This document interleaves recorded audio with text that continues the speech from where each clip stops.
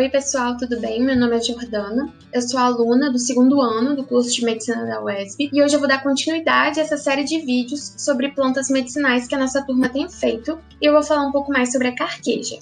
Então existem registros do uso da carqueja desde a década de 30 do século passado, no qual a infusão de suas partes aéreas eram utilizadas para o tratamento da esterilidade feminina e da impotência masculina. E até hoje ela é uma planta muito importante que vai ter uma grande utilização na medicina tradicional e na produção de fitoterápicos. Ela é uma planta que tem um sabor bastante amargo e que vai ser utilizada principalmente para amenizar alguns distúrbios digestivos e hepáticos. E é importante ter em mente também que quando a gente fala de plantas medicinais, elas vão possuir grupos de compostos que são farmacologicamente ativos e que vão exercer diferentes efeitos sobre o nosso organismo. A carqueja ela pertence à família Asteraceae, do gênero Baccharis, a espécie é Baccharis trimera, ou também chamada de Baccharis trimera les.dc. E ela pode ser chamada de carqueja, de bacanta, de carqueja amarga, bacorida, cacalha amarga, cárquito e vassoura. Então tem vários sinônimos para essa planta. Com relação às características da planta, ela vai crescer em terrenos baldios, terras secas e pedregosas. Ela vai ter entre 0,5 e 4 metros de altura e ela vai ter um porte arbustivo bastante ramificado. As folhas elas vão ser bem verdes, com esse formato oval e são pequenas. E vão crescer lateralmente dessas folhas as flores, que geralmente vão ser esbranquiçadas. Elas vão estar presentes principalmente em Santa Catarina, em São Paulo e no Rio Grande do Sul. Podem estar presentes também nos estados do Sudeste e em alguns estados do Nordeste, além de estarem presentes no Uruguai, na Argentina e no Paraguai. Já foram identificadas várias substâncias que estão presentes nessa planta.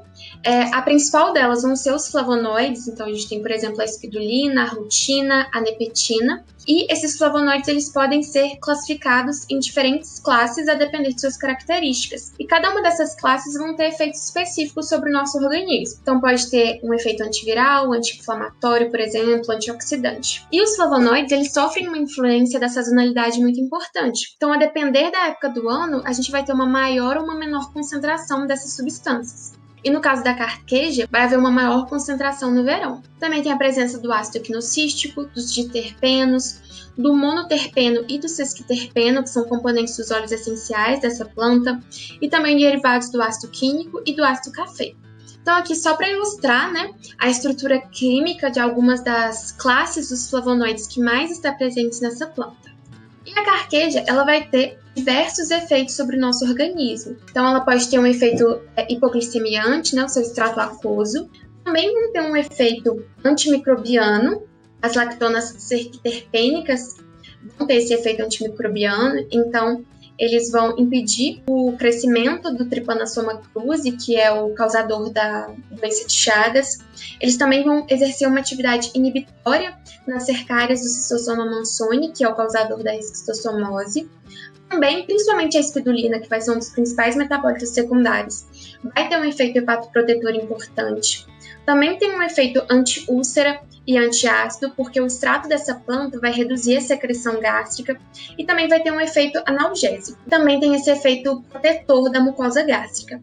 Tem um efeito também antioxidante, porque vai reduzir a liberação das espécies reativas de oxigênio pelos neutrófilos. O diterpeno, uma das substâncias químicas encontradas, ele tem uma ação antiespasmódica, porque ele vai gerar um bloqueio das contrações induzidas pelo cálcio. As pactonas diterpênicas e as flavonas, elas também vão ter um efeito molgicida, principalmente sobre a Bionfalaria glabrata, que é o hospedeiro intermediário da esquistossomose. Também tem um efeito anti-inflamatório e citoprotetor, então ela vai ser eficiente, o seu uso é eficiente contra lesões ulcerativas e também contra a artrite reumatoide.